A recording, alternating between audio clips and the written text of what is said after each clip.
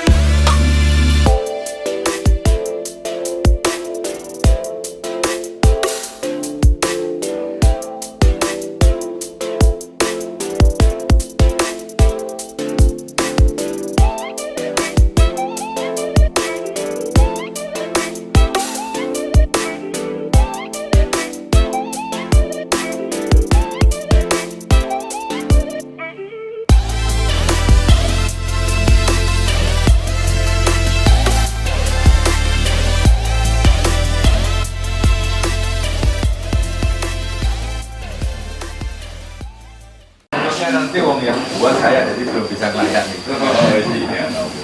Apa boleh?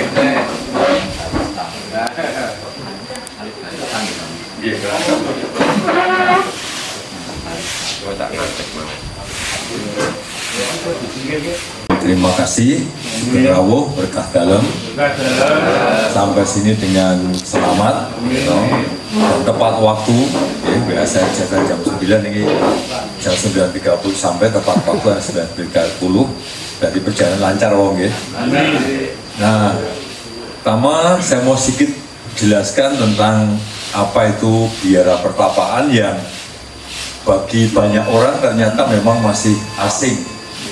Nah ini dengan lonceng, ini lonceng jam 9:30, itu lonceng berhenti kerja, persiapan untuk misa. Karena kami misa kalau hari Minggu jam 10, itu memberi kesempatan umat dari sekitar sini, kalau ada yang mau ikut, biasanya juga ada yang dari Jogja, dari Semarang, ikut misa di sini, lalu mungkin ziarah ke tempat turah dan sebagainya.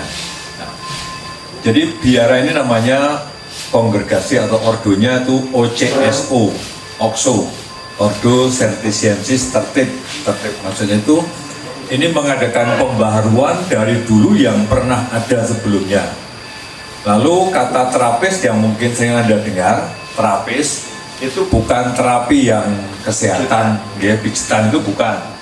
Terapis itu dari awalnya, ya, itu di salah satu desa di Perancis, La Trappe, itu di mana ada 3 orang rahib yang mengadakan pembaharuan kembali ke aturan awal. Jadi kan kita semua tahu seringkali dalam gereja atau dalam kelompok-kelompok yang lain pun itu ketika berdiri awal lalu ada beberapa orang yang mulai melenceng gitu kan. Nah ini 3 orang ini mau kembali ke yang awal, maka dia ini terkenal dengan terapis karena memang asalnya dari sana. Lalu berikutnya mereka yang namanya para disebut rahib atau rubiah itu untuk yang perempuan, itu dari bahasa Arab artinya pertapa. Awalnya memang mereka bertapa ke padang gurun. Jadi kalau pernah ada yang ziarah ke daerah Timur Tengah, bisa ada sekitarnya, itu di sana memang ada gua-gua yang jauh dari keramaian. Nah mereka awalnya itu membawa roti kering yang kerasnya minta ampun, yang tahan lama, lalu berdoa, meditasi di sana. Nah bekalnya roti itu, kok habis ya balik lagi cari roti lagi. Nah awalnya begitu karena memang melihat bahwa dunia ini sudah banyak perubahan, tapi juga banyak dosanya. Mereka menyendiri, tapi berdoa untuk mendoakan dunia. Awalnya begitu. Nah Ordoterapis ini berikutnya dikatakan tinggal dalam satu komunitas yang dipimpin seorang abbas. Abbas itu kalau dalam struktur gereja sebenarnya setingkat dengan uskup. Nanti kalau Anda masuk ke museum kecil itu, di sana ada mitra dan tongkat. Jadi abbas pimpinan satu komunitas biara seperti ini itu setingkat uskup, punya wewenang uskup, tapi wewenangnya hanya di lingkup biara sini. Nggak ada di stasi itu pun nggak ada wewenangnya beliau sebagai hierarki. Jadi bisa menafsirkan punya keputusan apapun itu hanya untuk anggotanya saja, untuk umat di luar nggak ada. Maka memang karya para rahib itu tidak ada kaitannya dengan luar, artinya pastoral misa di paroki, pelayanan macam-macam umat itu tidak ada. Kalau toh pun ada itu dalam keadaan darurat karena romo paroki mungkin berhalangan lalu minta tolong. Kalau abbas menyetujui maka dia akan memutus salah satu imamnya untuk misa atau pemberkatan atau apapun di sekitar sini. Jadi hidup kami sebagai terapis itu hanya doa dan kerja. Doanya 7 kali 1 hari, mulai dari jam 3:30 pagi, kemudian jam 6 lanjutkan dengan misa. Ya, jadi 6 mulai doa pagi, 6:30 misa, lalu kemudian jam 8:15 yang ketiga, yang keempat jam 12, yang kelima jam 2:30 sore, yang keenam jam 5:30 sore, dan yang terakhir jam 8:15. Nah, sisa waktu yang pagi dan sore itu untuk kerja. Karena kita selain doa, lalu juga bacaan rohani, itu kerja. Kalau nggak kerja, nggak makan. Rambut gira, didit. Ya, jadi hidup kami di sini itu tergantung dari hasil kerja tangan. Nah, apa yang diolah di sini itu adalah dengan mengolah susu. Susunya memang dari susu asli sapi sendiri, itu segar. Kemudian membuat roti dan kopi, itu 3 usaha yang besar dilakukan di sini untuk hidup. Nanti boleh tanya ya, jadi supaya tidak hanya dengar nanti takutnya ngantuk semuanya. Atau makin lama makin sakti saya nanti. Dan sakti itu saya ada merem, saya hilang, ada melek, saya muncul lagi. Maka saya bisa ngilang nanti. Okay. Jadi itu kehidupan kami di sini. Jadi 7 kali waktu untuk kerja. Nah, kerjanya memang dibagi karena kita juga masak sendiri. Ada yang di bagian pengolah susu, ada yang bagian kamar kue, ada yang bagian perkebunan, ada juga yang urusan rumah tangga, dapur, masak, bersih-bersih dan sebagainya. Jadi dibagi tiap hari betul rutin, ya sampai mati di sini. Itu kegiatan kami. Lalu sekarang ini anggotanya imamnya ada 4, ya. Kemudian ada frater-fraternya. Karena masuk di sini itu bukan untuk tahbisan, artinya ada 28. Gitu. Jadi masuk sini bukan untuk jadi imam. Masuk di sini itu untuk hidup penyerahan diri dengan doa dan kerja tadi. Jadi walaupun tua ya nggak tahbiskan, tetap frater. Nah, menjadi imam itu kalau pimpinan abbas tadi mengendaki atau merasa membutuhkan imam lagi untuk pelayanan sendiri. Begitu. Jadi didirikan ini tahun 53 1 April. Tahun ini kita merayakan 70 tahun. Kemarin ada kegiatan pengobatan gratis, nanti ada jalan santai khusus, lalu bulan Oktober nanti ada wayangan siang malam. Nah, begitu secara singkat saja supaya saya tidak ngomong terus, sampai kelewatan saya tanyakan.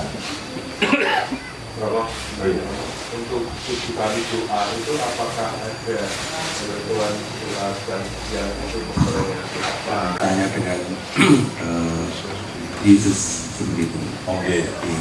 Kalau itu pertama-tama tidak dikaitkan di sana, tapi jadwal itu disusul supaya orang tidak hanya berdoa terus, juga tidak hanya kerja terus. Jadi menyeimbangkan antara doa dan kerja. Maka tadi kan selang-selingan itu saya pagi dari jam 8:15 doa yang ketiga tadi, itu ada kelas 9 sampai kerja. Sampai 11:30 akan ada lonceng, berhenti jam 12 doa lagi. Nanti makan siang istirahat, jam 2:30 doa lagi, jadi doa kerja lagi sampai 4:30 lonceng lagi, baru 5:30 doa lagi. Jadi lebih nyusunnya kalau toh ada bertepatan waktu 2:30 jam 3 itu menuju doa koronka atau mungkin pas Yesus wafat, itu bukan pertama-tama kesananya, tapi disusun supaya tidak kerja terus, tapi juga tidak doa terus. Jadi bagaimana menyeimbangkan antara doa dan kerja. Gitu. Lalu memang itu berdasarkan Mazmur, ya, dinyanyikan, nggak pernah dibaca, ya, dinyanyikan terus. Nanti memang karena waktunya nggak pas, ya, kalau datangnya sore itu 2:30, nanti siang karena digabung dengan misa. Biasanya kalau yang doa jam 12 itu digabung dengan misa, jam 10 nyambung doa lalu baru selesai. Begitu. Oke. Matur nuwun. Benar ada pertanyaan? Masuk sini juga boleh. Terima kasih Romo. Oke. Sekitar tahun 92, 93, 94 antara itu saya pernah membaca pamflet selebaran di sini mengadakan retret untuk umum. Betul. Apakah masih waktu itu saya masih kuliah, jadi biaya untuk 3 hari 100.000 itu dulu sangat berat sekali, jadi nggak jadi ikut. Kalau jadi ikut mungkin saya malah tinggal di sini nggak pulang gitu. Karena waktu itu 100.000 ya. Terima kasih Romo. Apakah sekarang masih ada Nah, mas? sekarang naik tuh malah jadi gaji tentara gitu. Sekarang 200.000 per hari. Jadi di sini tidak mengadakan, artinya kami tidak menawarkan retret, lalu ada jalur itu silahkan datang, tidak. Tapi kalau ada rombongan, entah itu kelompok apapun, ya, atau pribadi, pengen retret di sini, keluarga juga boleh, itu kami menerima. Nah, soal pendampingannya, kalau kami bisa, sesuai dengan jadwalnya, kami layani. Kalau enggak mau bawa dari luar juga boleh. Lalu biayanya memang dihitung per orang, ya, per orang itu 200.000 itu sudah komplit. Makan 3 kali, snack 2 kali, gitu, kamar mandi di dalam, satu kamar 2 orang, ada air panasnya juga, siapa tahu kedinginan, sudah komplit, gitu, komplit. Itu kalau mau di sini, mau nginep sehari 2 hari, monggo, tapi nggak bisa lebih lama lagi, karena memang dibatasi. Nah, supaya nanti pelarian dari mana nih? Di sini nanti. Nggak boleh. Begitu lagi. Ada pertanyaan lagi? Oke, kalau yang menarik buat saya ini loh, bukan membandingkan, tapi yang menjadi spesifiknya itu apa? Kebetulan saya tuh hampir 5 atau 6 kali di Bedono. Kalau saya kan susteran nih, terus hampir sama tadi. Kalau saya lihat jadwalnya jam 3 pagi sudah aktivitas dari Mazmur 2 yang macam-macam, kemudian juga ada waktu bekerja, jam 8 sudah istirahat. Terus yang menarik waktu itu infonya itu saya dengar, saya kesana pertama kali 95. Itu ketika ngumpul itu susah satu membacakan Quran, terus kemudian diinformasikan. Jadi tidak semua membaca diskusi, tapi dari satu ini menjadi calonnya terus didiskusikan. Terus kemudian ada tamu dari luar, katakanlah misalnya waktu itu Alif Berdino yang sadar wajib. Nah, di situ jadi saat itu suster meskipun hanya berdoa dan bekerja juga tidak ketinggalan dengan dunia luar, baik informasi politik, ekonomi, dan lain-lain. Ya, saya mau minta yang di sini tuh sampai sejauh mana? Di sini lebih modern daripada Bedono. Bedono lebih ketat sebenarnya kalau dari acara. Nggak ada boleh ngobrol-ngobrol begini dekat sekitar sana, nggak boleh. Yang sudah pernah ke sana gitu. Ya, jadi kalau mau ngomong pun itu jarak jauh baru boleh ngomong, dekat itu tidak boleh, lebih ketat dari sana. Soal tadi yang bacakan koran berita, di sini ada juga, tapi kalau koran di sini bebas. Taruh di perpustakaan, habis makan malam saya mau baca. Kan makan malam terus jam 6:30, baru ada 2 lagi 8/4, nah jeda itu boleh baca koran atau baca buku di perpustakaan itu siapkan memang tiap hari ada. Jadi kalau yang dibacakan yang mendengar ketika makan itu bacaan rohani. Itu ketika makan satu orang itu membacakan. Jadi yang lain makan enak menikmati, yang baca lihat kalau lauknya habis awas bahaya. Enggak sisain nanti. Nah lalu kemudian informasi yang lain, kita juga sering kedatangan tamu yang tokoh-tokoh penting datang ke sini, itu biasanya diberi kesempatan oleh Romo Abbas juga untuk bicara, menyampaikan suatu kaitan dengan politik dan sebagainya, apa yang ada di luar. Dan tiap minggu, sebenarnya tiap minggu pagi, habis doa pagi, ada kesempatan namanya kapital, itu Romo Abbas menyampaikan sesuatu informasi penting untuk kongregasi, untuk ordo, tapi juga apa yang lagi hangat bicarakan di luar, sehingga mereka tidak ketinggalan informasi apa yang jadi di luar. Dan juga seringkali ada tamu-tamu begini, kadang juga bisa ketemu pas waktunya, itu juga bisa ngobrol. Jadi untuk informasi di luar tidak terlalu ketinggalan menurut saya di sini begitu. TV nggak ada, memang TV nggak ada. Ada hubungannya sudah terpisah kalau yang apa yang Oh masih, jadi begini, struktural toh. Ya. Jadi kongregasi yang namanya OCSO, kalau membuka biara di tempat lain, itu beda syaratnya dengan SY, MSF, MSC dan sebagainya. Kalau mereka biasanya juga kerjasama Uskup diundang, ya, lalu datang tinggal satu paroki ke komunitas. Kalau untuk UCSO, kalau mau membuka lahan komunitas baru, itu ada banyak syaratnya. Salah satunya pasti anggota ada, tapi juga apakah mungkin di sana bisa hidup sendiri dari apa yang ada di sekitarnya. Pasti punya lahan, ya, kalau nggak punya lahan nggak bisa. Nah, maka sini dulu ketika pertama kali tahun 28 tuh Uskup siapa lupa namanya mengirim surat ke Belanda, mengirim jenderal di Roma minta supaya ada biara rahib di sini. Itu yang sanggup itu di Tilburg Belanda. Mereka punya banyak anggota. Maka dari sini anaknya dari Belanda. Nah, ketika buka pertama di sini juga tidak langsung pimpinannya namanya Abbas. Karena apa? Belum mandiri. Belum mandiri itu master gantung semuanya dari Belanda. Maka nama prior, baru prior. Nah, kemudian sudah mandiri, anggota udah cukup, baru jadi Abbas. Nah, pimpinannya namanya Abbas, keabbasan. Nah, Gedono itu anak tertuanya sini. Ya, masih ya.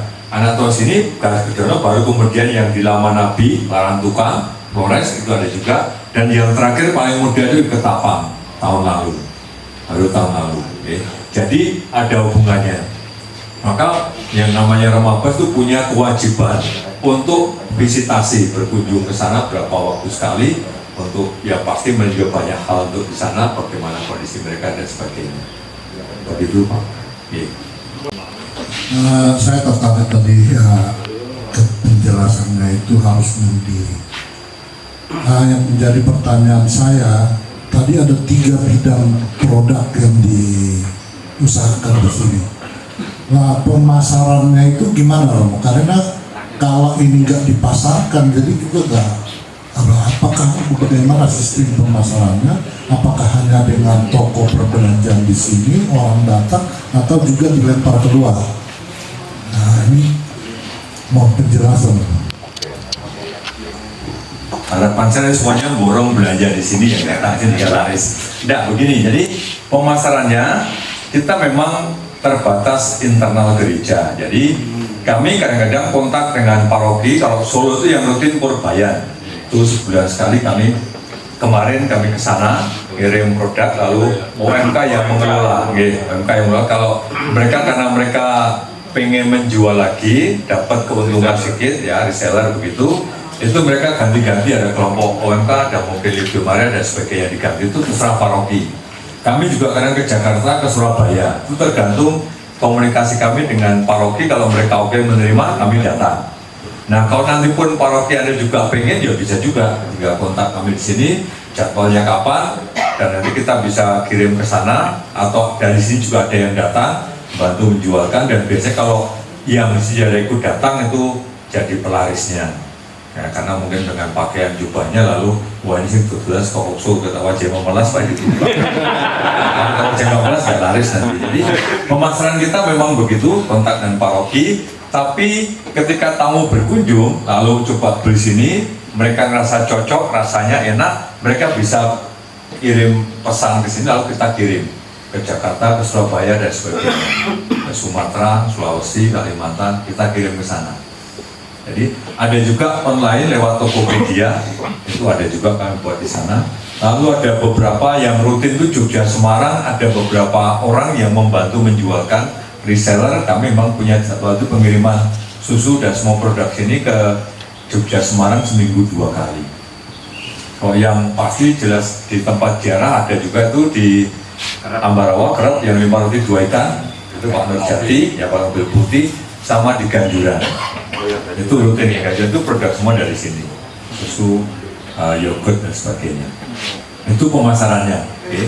Memang kalau dipikir ya kita ini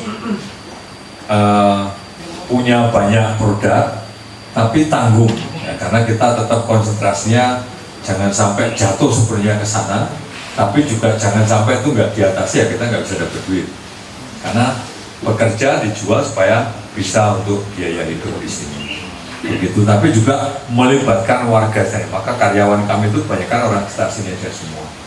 Yang mereka sudah muslim. Ada sekitar 200-an karyawan. Ya, karena untuk sapi itu paling banyak, sapi itu merah sendiri, untuk motong rumput sendiri, untuk cari rumputnya sendiri. Lalu kemudian perkebunan itu 32 sudah. Lalu tambah roti, ada pasteurisasi, berbagi yang kebersihan, berbagi yang keamanan, berbagi yang untuk bagian tamu dan sebagainya. 200. Gitu. Kalau pas musim panen kopi kita memang kontrak, bukan kontrak tapi mengundang warga sekitar sini untuk bantu memetik kopi, hitungannya per kilogram. Ya. Naga lepas itu bisa sampai 200-an orang karena kalau pas panennya bagus kita cukup banyak. Kalau nggak sampai nggak selesai nanti kopinya rusak, terlalu matang itu nggak bagus. Begitu Pak, ya? Jelas? Matur nuwun. Ada lagi? Oh, bawa. Ya.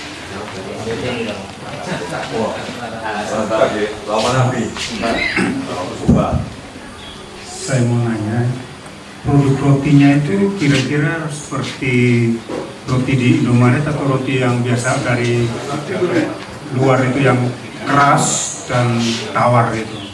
Oke. Itu soalnya saya juga senang sekali roti begitu. Ada ratusan tersedia nantinya dan siap untuk dibeli, bukan banyak untuk dibeli. Jadi kami mau produksi roti basah, ada beberapa varian rasa, ada semir, ada coklat, strawberry dan sebagainya. Tapi saya pasti nggak buat menyiapkan lengkap karena kadang-kadang itu tergantung order permintaan. Kalau kira-kira banyak tamu, saya ordernya banyak. Kalau enggak, nanti kan rugi, nggak laku karena nggak ada tamu yang datang. Jadi kita buat juga dari tawarannya juga, tapi mesti memang asli produk sini, buatan sini pasti beda dengan yang dijual di luar. Kalau yang kue kering itu yang terkenal sini memang namanya kastengel, yang mungkin menurut orang tertentu mahal, tapi bagi orang lain itu katanya murah. Yang satu plus dari 120.000. Ya katanya enak sekali, tapi kalau saya memang lebih enak makan kelo goreng, tapi selera soalnya. Kalau keju itu orang memang seneng banget makan tuh kayak makan kacang aja, itu enak banget. Itu yang kami produksi di sini. Nanti bisa dilihat masuk ke toko. Ya, terima kasih. Sebelum kita lanjut untuk belanja atau acara yang lain, mungkin ada pertanyaan satu lagi. Kalau pas habis Paskah itu katanya beli sapi itu masih kan? Ada, kita nggak pernah nyembelih sapi sendiri. Jadi sapi itu kalau nanti sudah akhirnya nggak produktif lagi, itu kita jual. Karena kami nggak boleh makan daging kaki empat. Bukan dari sini tapi untuk di luar. Silakan kalau mau dijual lagi atau dipotong itu urusan di luar. Kalau yang sudah nggak produksi lagi produk lagi itu dijual memang. Saya tambahkan dikit dulu ya. Bangunan ini dulu awalnya pastoran. Depan sini itu ada gereja. Ketika Perang Dunia Kedua, nah dulu awalnya ini kan sekolah pertanian. Ya, nanti foto-fotonya dari dalam sekolah pertanian. Kemudian oleh budir-budir Budi Mulia, mereka berhenti, dikembalikan ke tanah misi. Baru kemudian ketika Osho datang, coba dihidupkan lagi. Sisa bangunan memang masih ada foto-fotonya itu, lalu dibangun kembali menjadi biara yang sekarang. Ini dulu kalau nanti perhatikan temboknya tebal sekali. Ketika gereja ini hancur pas Perang Dunia, pastornya masih utuh. Ya, kemudian ketika Osho itu datang tinggal di sini sementara, baru kemudian pindah ke bawah sempat juga dipakai kandang sapi di sini. Ya, lalu kemudian jadikan museum dan toko KKP. Itu perkembangannya. Begitu? Oke, monggo. Tanya Romo, untuk retret itu kapasitasnya ada beberapa kamar ya? Yang kedua, kalau mau live in itu apakah juga bisa diterima? Baik. Kamar kapasitas kami maksimal 80. Itu ada satu kamar yang ada 6 tempat tidurnya itu kalau kita belum bilang family room. Kalau ada satu keluarga nggak mau pisah rame-rame bersama ya monggo. Hanya kamar mandinya satu. Jadi kalau mau cepat ya harus pindah ke kamar mandi yang di luar terus siapkan kita. Itu kamar kapasitasnya 80. Kalau ruang pertemuan kita punya 2, sehingga kalau ada 2 rombongan itu bisa pakai bersamaan. Ada kita punya aula yang baru itu bisa 100 orang muat. Ya, tapi yang satu lebih kecil memang ruangannya. Kemudian kalau live in itu biasanya memang harus menghubungi kami dulu, tergantung tujuannya dan apa yang mau dikerjakan di sini dengan live in. Dan terakhir kemarin juga ada 4 mahasiswa Papua yang live in di sini beberapa bulan juga diterima. Kalau juga ada yang mau PKL, kita seringkali menerima anak-anak SMK dari Temanggung PKL di sini, baik toko maupun di pasteurisasi dan kamar kue juga diterima. Jadi kemungkinan itu bisa, tapi pasti ada pembicaraan sebelumnya. Oke. Jelas? Oke. Terima kasih Romo atas penjelasan semuanya ini. Mungkin kami dari perwakilan rombongan akan kami wakilkan Bapak Cip, mungkin bisa matur sama Romo.